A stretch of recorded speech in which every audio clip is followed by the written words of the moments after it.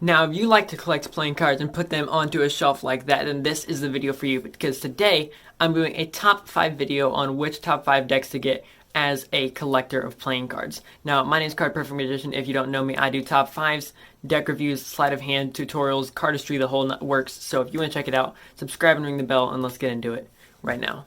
Now, I've chosen these decks either because of rarity or uniqueness. So the first one is based upon mostly rarity, which is the Black Roses Casino Club Special playing cards. Now, there was only 1,000 of this deck made, only 1,000 decks printed, which means it is extremely rare, especially for Black Roses playing cards. There's a lot of cool features that come within this deck, one being a stack, which you don't normally see. So if you reverse the whole deck order and then give it a perfect Pharaoh shuffle, then you'll be in mnemonic stack. Or if you use it just straight out of the box, it's reds and blacks divided, so you can go into a sort of out of this world card trick. So there's many possibilities that you can use this deck straight out of the box with. Some fun stuff. So again, if you want to check out these deck reviews that I've done over these decks, or if you want to get them for 10% off, I'll leave it all in the description below. But enough talking about that, let's get into number 4. Now at number 4 we have the Gilded Oblique playing cards. Now if you don't know, Oblique playing cards are one of my favorite decks. Actually, literally my number 2 favorite deck out of all playing cards that I own. And this deck is not only the normal one, but it is a gilded version. So the sides are all done in this pink color, which makes a ton of moves. Normally you see it and it looks like that on the faces, but if you're going to do something like Under Pressure, you can actually see that the tops are all pink as well. So it's a really fun way to just switch it up a little bit. It makes your cards last a lot longer. It feels really nice in your hands. But gilding, if you don't have a gilded deck, I would get one even just to get it. But if you're going to get one, and if you can find this absolutely anywhere, I would pick this deck up. More than likely you won't be able to, because this deck sold out really quick, because there was only like 100 and some odd decks made of this. So there really wasn't a ton of them. So because of the rarity and because of how much I like these cards, that's why the Oblique Gilded Edition is at my number 4. Now at number 3 we have the David Blaine Skull and Bones Private Reserve deck. Now the reason I chose this deck, one, because it's just absolutely gorgeous. It has a matte stock of a card box. It is done in entirely this like gold stamp, gold foil. It's just a gorgeous tuck box, first of all. And gorgeous tuck boxes are what you want when you are a collector and you want to put something on a shelf like that. The other thing is the different things that come with it. One, the back design is super intricate. As a marking system that is the hardest marking system to see and took me forever to read, which is honestly like, it's more just for the challenge at this point. You're not probably going to use it, but for the challenge it's a lot of fun. So using it as a collector, like, look, see if you can figure this one out. And there's just so many different aspects that you can use when you're using this as a collector's deck, alongside just the rarity of it, because this deck is fetching upwards of $50 on eBay. So just the rarity and the cool aspects of this deck puts it at number 3. Now because of the uniqueness, we're going to go with the Shin-Lim White Regalia deck. Now Shin-Lim obviously won America's Got Talent, I believe like twice, because of the Champions Edition.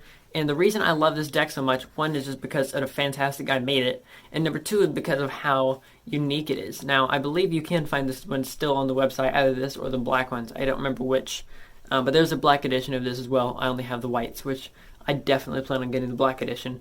Number 1, the tuck box is just gorgeous, but it has this little flap here, so when you take it off, you have to pull up like this, and then you now have this box which you can get rid of.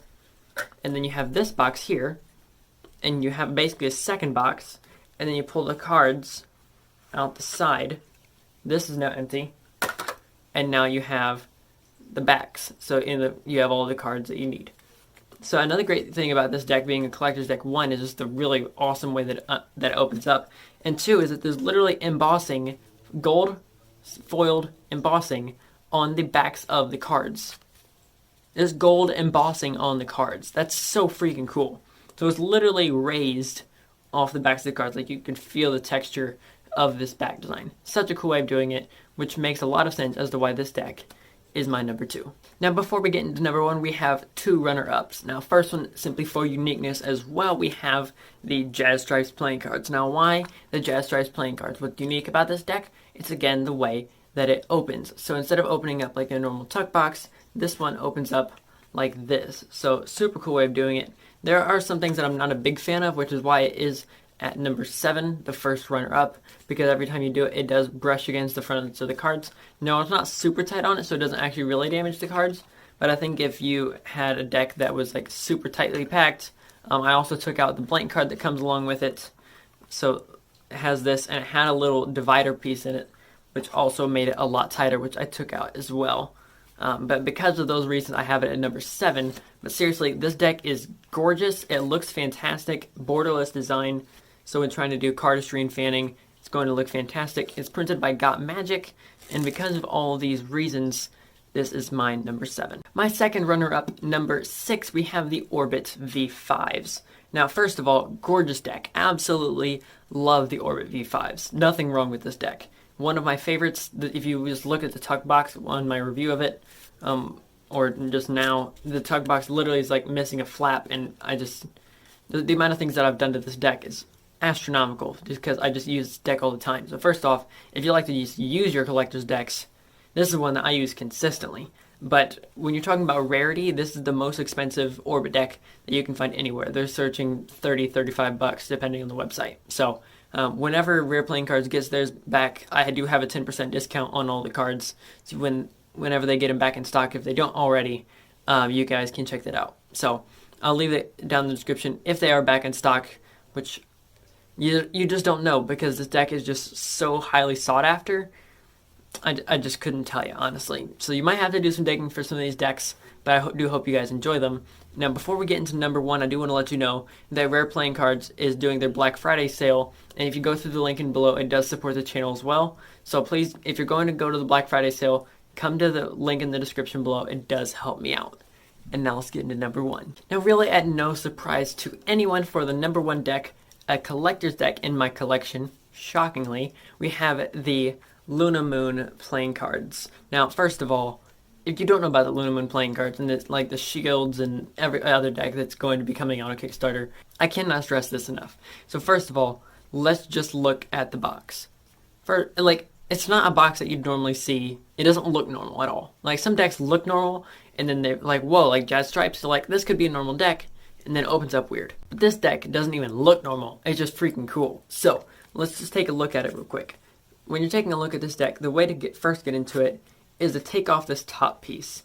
Okay, that's just, I'm so excited to show this to you guys. So once you take off that top piece, you can look at all of this, and you can see like the moon, like the different types of things, like all centered around this. And you can see one of the cards, which I have as the ad card right now because it gives it more of that normal feel to it, and that's what it was designed for. But you can have just one of the normal playing cards there. But then the way to get into the cards, because currently, like, there's no here, like, it's all just locked up, right? So the way you get into the cards is you have to pull it apart like that. So then, this is the point. I mean, just look at that, man. Seriously. Let's look at the other side. Come on now.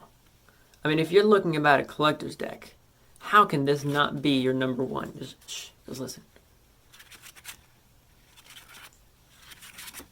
This is what the Rise Magic team does when they're doing their cardistry ASMR videos. They're using decks like this. So clearly, gorgeous deck. So then once you open it up like this, you can then take out the cards, and now you have the deck that you'd use.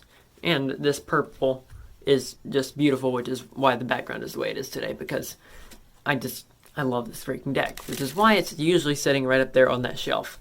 So if I'm going to display a deck, it's that one, and it goes right there. So please make sure to subscribe, because I review a new deck of cards every single Wednesday. Well, excluding this month, obviously, but I only do this for November's. So make sure to subscribe to the channel, smash the like button, ring the bell, and I'll catch you guys in the next one. Now, before I go, let me know what your favorite collector's decks are in the comments. This is Card Perfect, signing off.